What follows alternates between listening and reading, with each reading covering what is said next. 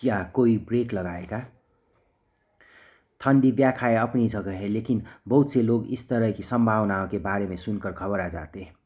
वे अपने स्मार्टफोनों की सलाह का अनुसरण करके या डॉक्टर द्वारा लिखी गई कोई भी दवा लेकर तो खुश होते हैं, लेकिन जब वे उन्नत अति मानव के बारे में सुनते हैं तो कहते हैं, उम्मीद है कि ऐसा होने के पहले मैं मर जाऊंगा। एक बार मेरी एक दोस्त ने मुझसे कहा था कि बूढ़ी होने को लेकर जिस चीज़ से वो सबसे ज़्यादा डरती है वो अप्रासंगिक हो जाता है। अतीत की यादों में खोई हुई एक ऐसी बुढ़िया में बदल जाना जो अपने आसपास की दुनिया को नहीं समझती या उसमें कोई योगदान नहीं करती। यही वह भय है जो सामूहिक रूप से हम सबको उस वक्त सताता है जब हम अतिमानवों के बारे में सुनते हैं। हम महसूस करते हैं कि इस तरह की दुनिया में हमारी पहचान, हमारे सपने, यहाँ तक कि हमारे डर भी अप्रासंगिक हो जाएंगे और हमारे पास योगदान करने लायक और कुछ भी नहीं जाएगा, कुछ भी नहीं होगा। आज आप जो भी हों, धर्मपरायण हिंदू, क्रिकेट खिलाड़ी या एक महत्वाकांक्षी लेस्बियन पत्रकार, उस उन्नत जगत में आप वॉल स्ट्रीट पर एक निएंडरथल शिकारी जैसा महसूस करेंगे। आप उस दुनिया के नहीं होंगे। निएंडरथलों को नैस्तिक अमेरिकी शेयर बाजार को लेकर परेशान होने की ज़रूरत नहीं होती थी, क्योंकि वे उससे दसियों हजारों साल दूर थे। आज लेकिन अर्थ की हमारी दुनिया कुछ दशकों के भीतर ही धराशायी हो सकती है। आप खुद को पूरी तरह से अप्रासंगिक होने से बचाने के लिए मृत्यु पर भरोसा नहीं कर सकते। अगर 21वीं तक देवता हमारी सड़कों पर चलना शुरू नहीं भी कर देते, तब भी पूरी संभावना है कि होमोसेपियंस को उन्नत बनाने की कोशिश दुनिया को इसी सदी में इस कदर बदल देगी कि वो पहचान से परे चली जाएगी। वैज्ञानिक अनुसंधान और टेक्नोलॉजिकल घटनाक्रम इतनी तेज़ रफ्तार से आगे बढ़ रहे हैं कि वे हम में से ज़्यादातर लोग की समझ से परे हैं। अगर आप विशेषज्ञ से बात करें तो उनमें से बहुत से विशेषज्ञ आपसे कहेंगे कि हम अभी जेनेटिक ढंग से गढ़े हुए शिशुओं या मनुष्य के स्तर के आर्टिफिशियल इंटेलिजेंस से बहुत दूर है। लेकिन बहुत से विशेषज्ञ अकादमिक अनुदान और कॉलेज की नौकरियों के संदर्भ में सोचते हैं, इसलिए बहुत दूर का अर्थ 20 साल हो सकता है और कभी नहीं का अर्थ 50 साल से अधिक नहीं हो सकता है। मुझे अभी भी वो दिन याद है जब मैं पहली बार इंटरनेट के संपर्क में आया था। वो 1993 की बात है, जब मैं हाई स्कूल में था। मैं अपने कुछ दोस्त के साथ अपने एक दोस्त ईडो, जो अब एक कंप्यूटर वैज्ञानिक है, से मिलने गया था। हम टेबल टेनिस खेलना चाहते थे। ईडो पहले से ही कंप्यूटर को बेहद पसंद करता था और टेनिस की टेबल खोलने से पहले उसने हमसे एक ताज़ा तरीन चमत्कार देखने का आग्रह किया। उसने अपने फ़ोन के केबल को अपने कंप्यूटर से जोड़ा और कुछ बटन दबाए। कुछ मिनटों तक हम चूं चूं की आवाज़ें, चीखे और भनभनाहटें ही सुन सके और फिर खामोशी छा गई। वो कारगर नहीं रहा। हम बुदबुदाए, बड़बड़ाए, लेकिन ईडो ने फिर कोशिश की और फिर कोशिश की और एक बार फिर कोशिश की। अंततः उसने एक चीख छोड़ी और ऐलान किया कि वो अपने कंप्यूटर को पास की यूनिवर्सिटी के सेंट्रल कंप्यूटर से जोड़ने में कामयाब रहा है। और उस सेंट्रल कंप्यूटर में क्या है, हमने पूछा।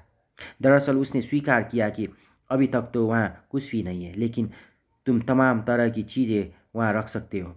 किस तरह की चीज़ें, हमने सवाल किया। मैं नहीं जानता, उसने कहा। तमाम तरह की चीज़ें। ये बहुत आशाप्रद प्रतीत नहीं हुआ। हम टेबल टेनिस खेलने गए और बाद के सप्ताह में हमने ईडो के हास्यास्पद ख्याल का मजाक उड़ाते हुए कई तरह से अपना मनोरंजन किया।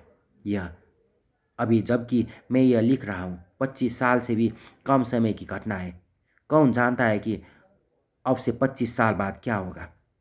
यही वजह है कि व्यक्ति, संगठन, कॉरपोरेशन और सरकारें अमरता, सुख और देवतानुमा शक्तियों की तलाश में उत्तरोत्तर गंभीर दिलचस्पी ले रही है। बीमा कंपनियां, पेंशन निधियां, स्वास्थ्य व्यवस्थाएं और वित्त मंत्रालय पहले ही लोगों की आयु सीमा बढ़ाने को लेकर पहुंचक हैं। लोग उम्मीद से ज़्यादा समय तक जी रहे हैं और उनकी पेंशन तथा चिकित्सा का भुगतान करने के लिए पर्याप्त पैसा नहीं है। जैसे जैसे 70 की उम्र नई 40 की उम्र बनने का खतरा पैदा कर रही है, विशेषज्ञ लोग सेवानिवृत्त की आयु सीमा बढ़ाने और रोजगार के समूचे बाजार को पूरी तरह से नया रूप देने की गुहार लगा रही है। जब लोगों को एहसास हो जाता है कि हम किस तेजी के साथ किसी बड़ी अज्ञात घटना की ओर भाग रहे हैं और वे इससे बचाव के लिए मृत्यु तक पर भरोसा नहीं कर सकते, तो वे उम्मीद करते हैं कि कोई तो होगा जो ब्रेक लगाएगा और हमारी इस रफ्तार को धीमा करेगा। लेकिन कई वजह हैं जिनसे हम ब्रेक नहीं लगा सकते। पहली वजह यह है कि कोई नहीं जानता कि ब्रेक कहाँ पर है। जहाँ कुछ विशेषज्ञ किसी एक क्षेत्र की घटनाओं से परिचित है, जैसे कि आर्टिफिशियल इंटेलिजेंस, अति सूक्ष्म प्रौद्योगिकी, बिग डाटा या जेनेटिक्स, वहीं इनमें से हर चीज़ का विशेषज्ञ कोई नहीं है। इसलिए सारे बिंदुओं को एक दूसरे से जोड़कर पूरी तस्वीर देखने की क्षमता किसी में नहीं है। अलग अलग क्षेत्र एक दूसरे को इस कदर पेचीदा ढंग से प्रभावित करते हैं कि श्रेष्ठतम दिमाग वाले लोग भी इस बात की था नहीं ले सकते कि मसलन आर्टिफिशियल इंटेलिजेंस के क्षेत्र की महत्वपूर्ण खोजें अति सूक्ष्म प्रौद्योगिकी पर किस तरह का प्रभाव डाल सकती है, या अति सूक्ष्म प्रौद्योगिकी की महत्वपूर्ण खोजें आर्टिफिशियल इंटेलिजेंस पर किस तरह का प्रभाव डाल सकती है। सारी ताज़ा वैज्ञानिक खोजों को कोई नहीं समझ सकता। कोई नहीं है जो यह अनुमान लगा सकता हो कि 10 साल बाद वैश्विक अर्थव्यवस्था का क्या रूप होगा, और किसी ने अनुमान नहीं है कि इस भागम भाग में हम किस दिशा की ओर जा रहे हैं। चूंकि इस व्यवस्था को समझने वाला अब कोई नहीं है, इसलिए इस पर रोक भी कोई नहीं लगा सकता। दूसरी वजह यह है कि अगर हम किसी तरह ब्रेक लगाने में कामयाब हो भी जाते हैं तो हमारे समाज के साथ साथ हमारी अर्थव्यवस्था धराशायी हो जाएगी। जैसा कि अगले एक अध्याय में स्पष्ट किया गया है, आधुनिक अर्थव्यवस्था को अपने जीवित बने रहने के लिए निरंतर और अंतहीन रूप से विकसित होते रहना जरूरी है। अगर यह विकास कभी थमा तो अर्थव्यवस्था किसी सुखद संतुलन पर जाकर नहीं ठहर जाने वाली, बल्कि वह टुकड़ा टुकड़ा हो जाएगी। यही वजह है कि पूंजीवाद हमें अमरता, सुख और दिव्यता की तलाश के लिए प्रोत्साहित करता है। इस बात की सीमा है कि हम कितने जूते पहन सकते हैं, कितनी कारें ड्राइव कर सकते हैं और स्कीइंग की कितनी छुट्टियों का आनंद ले सकते हैं। चिरस्थायी विकास पर टिकी हुई अर्थव्यवस्था के लिए अंतहीन मुहिमों की जरूरत है, अमरता, परम सुख और दिव्यता की ही तरह। चलिए, अगर हमें अंतहीन मुहिमों की ज़रूरत है तो हम परम सुख और अमरता पर ही समझौता क्यों नहीं कर लेते, और कम से कम अति मानवीय शक्तियों की डरावनी तलाश को एक तरफ क्यों नहीं रख देते। इसलिए क्योंकि यह तीसरी चीज़ पिछली दोनों चीज़ों से इस कदर जुड़ी है कि उसको उनमें अलग नहीं किया जा सकता। जब आप ऐसे बायोनिक और विकसित कर लेते हैं जब आप ऐसे बायोनिक पैर विकसित कर लेते हैं जो शरीर के निचले हिस्से के पक्षाघात से ग्रस्त लोगों को फिर चलने फिरने में सक्षम बना देते हैं, तो आप इसी प्रौद्योगिकी का इस्तेमाल स्वस्थ लोगों को उन्नत रूप देने में भी कर सकते हैं। जब आप यह पता लगा लेते हैं कि बूढ़े लोगों की याददाश्त की क्षति को कैसे रोका जाए, तो यही चिकित्सा नौजवानों की याददाश्त भी बढ़ा सकती है। ऐसी कोई स्पष्ट रेखा नहीं है जो चिकित्सा को उन्नत बनाने की प्रक्रिया से अलग करती हो। चिकित्सा की शुरुआत लगभग हमेशा की लोगों को मानक स्तर से नीचे गिरने से रोकने के साथ होती है, लेकिन उन्हीं उपकरणों और अनुभवों का इस्तेमाल उस मानक स्तर को पीछे छोड़ने के लिए भी तो किया जा सकता था। वियाग्रा ने अपनी जिंदगी की शुरुआत रक्तचाप की समस्या के इलाज के साथ की थी, लेकिन फाइजर कंपनी के लिए यह आश्चर्य और आह्लाद का विषय साबित हुआ जब यह मालूम हुआ कि वियाग्रा नपुंसकता पर भी विजय पा सकती है। इसने करोड़ों लोगों को अपनी मानक संभोग क्षमताओं को फिर हासिल करने में सक्षम बना दिया, लेकिन बहुत जल्द ही जिन लोगों के साथ नपुंसकता की समस्याएं नहीं थी उन्होंने भी इन गोलियों का इस्तेमाल इस मानकों को पीछे छोड़ देने के लिए करना शुरू कर दिया और ऐसी काम शक्तियाँ हासिल कर ली जो उनमें इसके पहले कभी नहीं देखा था। जो चीज़ किन्हीं खास दवाओं के संदर्भ में हो सकती है वो चिकित्सा विज्ञान में समूचे क्षेत्र के संदर्भ में भी सही हो सकती है। आधुनिक प्लास्टिक सर्जरी का जन्म प्रथम विश्व युद्ध में हुआ था, जब हेराल्ड गिलीज ने एल्डरसाट सैन्य अस्पताल में चेहरे के घावों की चिकित्सा शुरू की थी। जब युद्ध समाप्त हो गया तो शल्य चिकित्सकों ने पाया कि वही तकनीकी पूरी तरह स्वस्थ किंतु बदसूरत नाकों को खूबसूरत नमूनों में बदल सकती है। हालांकि प्लास्टिक सर्जरी ने बीमारों और घायलों की सहायता करना जारी रखा, लेकिन यह तंदुरुस्त लोगों को उन्नत रूप देने के लिए उत्तरोत्तर समर्पित होती गई। आज प्लास्टिक सर्जन निजी क्लिनिकों में करोड़ों की कमाई करते हैं, जिनका एकमात्र लक्ष्य स्वस्थ लोगों को उन्नत रूप देना और रईसों के सौंदर्य में वृद्धि करना है। यही चीज़ जेनेटिक इंजीनियरिंग के साथ हो सकती है। अगर किसी अरबपति ने खुलेआम यह कहा होता कि उसका इरादा सुपर स्मार्ट संतानों को गढ़ने का है, तो इससे जो सार्वजनिक शोर हुआ होता उसकी कल्पना कीजिए। लेकिन अब इस तरह की स्थिति नहीं बनेगी। अब हमारे एक चिकनी ढलान पर फिसलने की कई ज़्यादा संभावना है। इसकी शुरुआत उन अभिभावकों के साथ होती है जिनकी जेनेटिक रूपरेखाएं उनके बच्चे के समक्ष घातक जेनेटिक बीमारियों का बड़ा जोखिम पैदा करती है। इसलिए वे इन विट्रो फर्टिलाइजेशन परख नली में अंडे का प्रजनन करने हैं और प्रजनन अंडे के डीएनए का परीक्षण करते हैं। अगर सब कुछ ठीक ठाक है तो अच्छा है, लेकिन अगर डीएनए परीक्षण में खतरनाक विकृतियाँ म्यूटेशंस का पता चलता है तो भ्रूण को नष्ट कर दिया जाता है। लेकिन महज एक अंडे का प्रजनन करने का जोखिम क्यों उठाया जाए? बेहतर है कि कई अंडों का प्रजनन किया जाए, ताकि अगर 3 या 4 भी दूषित है तो कम से कम एक अच्छा भ्रूण निकल जाए। जब यह इन विट्रो चयन पद्धति स्वीकार्य और पर्याप्त सस्ती हो जाएगी तो इसके उपयोग का विस्तार होगा। उत्परिवर्तनों का होना सर्वव्यापी जोखिम है। तमाम लोग अपने डीएनए में कुछ हानिकारक उत्परिवर्तन और अविष्ट से कम अलील लिए होते हैं। यौनपरक प्रजनन एक लॉटरी होता है। एक प्रसिद्ध और संभवतः अप्रामाणिक किस्सा 1923 में नोबेल पुरस्कार विजेता अनातोले फ्रांस तथा खूबसूरत और प्रतिभाशाली नर्तकी इसाडोरा डंकन के बीच हुई मुलाकात के बारे बताता है। उस समय के लोकप्रिय यूजेनिक्स आंदोलन के बारे में चर्चा करते हुए डंकन ने कहा, जरा ऐसे बच्चे की कल्पना कीजिए जो मेरे जैसा सुंदर हो और आपके जैसे दिमाग वाला हो। फ्रांस ने जवाब दिया, हाँ, लेकिन एक ऐसे बच्चे की कल्पना कीजिए जो मेरे जैसा सुंदर हो और आपके जैसे दिमाग वाला हो। तब फिर लॉटरी क्यों न आजमाई जाए। कई सारे अंडों का प्रजनन करिए और जिसका संयोजन सबसे अच्छा हो उसको चुन लीजिए। एक बार जैसे ही मूल कोशिका स्टेम सेल संबंधी अनुसंधान हमें सस्ते में इंसानी भ्रूणों की असीमित आपूर्ति में सक्षम बना देता है, वैसे ही आप उन सैकड़ों अप्रत्याशियों में से अपना मनपसंद शिशु चुन सकते हैं जिनमें पूरी तरह से आपका डीएनए हो, जो पूरी तरह से कुदरती हो और जिनमें से किसी के लिए भी भविष्य में जेनेटिक इंजीनियरिंग की दरकार न हो। इस पद्धति को कुछ पीढ़ियों तक दोहराते रहे और अंत में आप आसानी से अति मानवों या एक दहला देने वाले डरावने राज्य तक पहुंच जाएंगे। लेकिन तब क्या होगा अगर असंख्य अंडों का प्रजनन करने के बाद आप पाते हैं कि उन सब में घातक विकृतियाँ मौजूद है?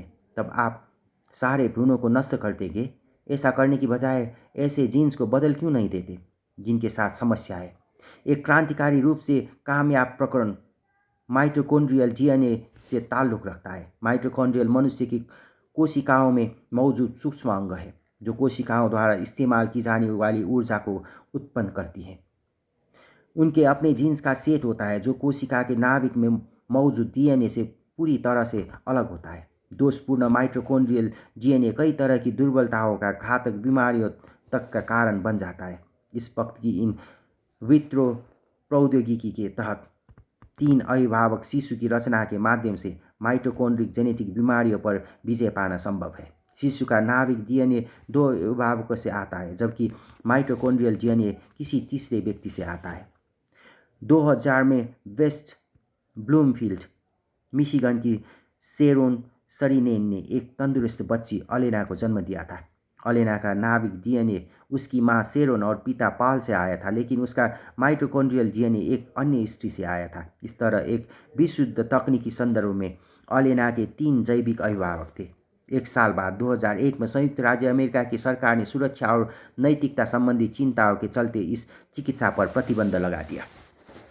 लेकिन 3 फरवरी 2015 को ब्रिटिश संसद ने इस तथाकथित 3 अभिभावकीय भ्रूण कानून के पक्ष में मतदान करते हुए इस चिकित्सा और तत्संबंधी अनुसंधान की यूनाइटेड किंगडम में इजाज़त दे दी। फिलहाल नाभिक डीएनए को बदलना तकनीकी और तौर पर अव्यावहारिक और गैरकानूनी है, लेकिन जब कभी भी अगर ये तकनीकी मुश्किलें हल कर ली जाती है तो जिस तर्क ने दोषपूर्ण माइटोकॉन्ड्रियल को बदलने का पक्ष लिया है, लगता है कि वही तर्क नाभिक डीएनए के साथ भी वैसे ही सुलूक को उचित ठहराएगा।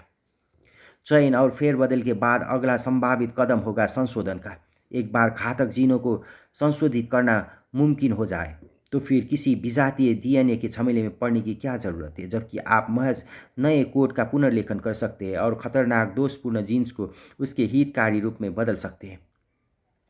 इसके बाद हम इसी प्रक्रिया का इस्तेमाल न सिर्फ जानलेवा जीनों को ठीक करने के लिए बल्कि कमतर घातक बीमारियों, ऑटिज्म, बुद्धिहीनता और मोटापे को ठीक करने के लिए भी कर सकते हैं। कौन चाहेगा कि उसका बच्चा इनमें से किसी भी बुराई का शिकार हो? मान लीजिए कि किसी जेनेटिक परीक्षण से पता चलता है कि पूरी संभावना है आपकी होने वाली बेटी स्मार्ट, खूबसूरत और दयालु स्वभाव की होगी, लेकिन वो लाइलाज विषाद, डिप्रेशन से ग्रस्त रहा करेगी। तब क्या आप उसको वर्षों के इस दुख से निजात दिलाने के लिए टेस्ट ट्यूब में फुर्तीली और पीड़ा रहित दखलंदाजी नहीं करेंगे? और जब आप यह कर ही रहे हैं तो बच्ची को हल्का सा बढ़ावा और क्यों नहीं देते? जीवन स्वस्थ लोगों तक के लिए मुश्किल और चुनौतियों से भरा हुआ है, इसलिए यह निश्चय ही उपयोगी होगा अगर लड़की का प्रतिरक्षी तंत्र सामान्य से ज़्यादा मजबूत हो, औसत से ज़्यादा बेहतर स्मृति हो, या वह कुछ ज़्यादा खुशमिजाज हो। और अगर आप अपनी बच्ची के लिए यह नहीं चाहते लेकिन आपके पड़ोसी अपने बच्चे के लिए यह सब कर रहे हो, तो उस सूरत में आप क्या करेंगे? क्या आप चाहेंगे कि आपके बच्चे पीछे रह जाए? और अगर सरकार सारे नागरिकों को उनके शिष्यों को इस तरह करने, इंजीनियरिंग करने से रोकती है, तब उस सूरत में क्या होगा? अगर उत्तरी कोरिया ये कर रही होंगे और विस्मयकारी प्रतिभाओं, कलाकारों और एथलीटों को पैदा कर रहे होंगे, और इस तरह शिशुओं के मामले में हम एक जेनेटिक चाइल्ड कैटलग की राह पर हैं। उन्नत बनाने की हर प्रक्रिया को शुरू में इलाज के नाम पर उचित ठहराया जाता है। आप किन्हीं ऐसे प्रोफेसरों को खोजिए जो जेनेटिक इंजीनियरिंग के क्षेत्र में या ब्रेन कंप्यूटर इंटरफेसों पर प्रयोग कर रहे हैं, और उससे पूछिए कि वे इस तरह के अनुसंधान में क्यों लगे हैं। पूरी संभावना है कि उसका जवाब हो कि यह सब वे बीमारियों का इलाज करने के लिए कर रहे थे। वे कहेंगे जेनेटिक इंजीनियरिंग की मदद से हम कैंसर को पराजित कर सकेंगे, और अगर हम मस्तिष्क और कंप्यूटर को सीधे जोड़ सके तो हम सिजोफ्रेनिया का इलाज कर सकेंगे। हो सकता है, लेकिन उसका सिलसिला निश्चय ही वहीं पर ख़त्म नहीं होगा। जब हम मस्तिष्कों और कंप्यूटरों को कामयाबी के साथ आपस में जोड़ लेंगे, तो क्या हम इस प्रौद्योगिकी का इस्तेमाल मात्र सिजोफ्रेनिया का इलाज करने के लिए करेंगे? अगर कोई वाकई ऐसा मानता है तो हो सकता है कि वो मस्तिष्कों और कंप्यूटरों के बारे में बहुत कुछ जानता है, लेकिन वो इंसान के मन और इंसानी समाज के बारे में बहुत कम जानता है। जैसे ही एक बार आपको महत्वपूर्ण कामयाबी मिल जाती है तो यह मुमकिन ही नहीं है कि आप इसके उपयोग को इलाज तक सीमित रखते हुए उन्नत बनाने की प्रक्रिया के लिए उसके इस्तेमाल को पूरी तरह से वर्जित कर दें। बेशक इंसान नई प्रौद्योगिकियों के अपने इस्तेमाल को सीमित कर सकते हैं। इसी लिहाज से यूजेनिक्स आंदोलन ने दूसरे विश्व युद्ध के बाद लोकप्रियता खो दी थी, और हालांकि इंसानों के अंगों का व्यापार आज मुमकिन और खासा लाभप्रद है, लेकिन अब तक यह एक हाशिए की गतिविधि ही बना रहा है। मुमकिन है कि डिजाइनरों द्वारा शिशुओं का गढ़ा जाना टेक्नोलॉजी के स्तर पर एक दिन उसी तरह सहज संभाव्य हो जाए जिस तरह लोगों के अंगों को जमा करने के लिए लोगों की हत्याएं की जाती है। तब भी यह गतिविधि हाशिए की ही बनी रहे। ठीक जिस तरह हम युद्ध के खेल में चेखव के नियम के शिकंजे से आज़ाद हो गए हैं, उसी तरह हम गतिविधि के दूसरे क्षेत्रों में भी इन शिकंजों से आज़ाद हो सकते हैं। मंच पर प्रकट होने वाली कुछ बंदूकें कभी नहीं दागी जाती। वही वजह है कि मनुष्य की नई कार्यसूची के बारे में सोचना बहुत महत्वपूर्ण है। निश्चित रूप से हमारे पास नई प्रौद्योगिकियों के इस्तेमाल को लेकर कुछ विकल्प हैं, इसलिए बेहतर होगा कि हम इस बात को समझें कि क्या हो रहा है, और इसके पहले कि वो हमारे बारे में कोई फैसले ले, हम उसके बारे में फैसला करें।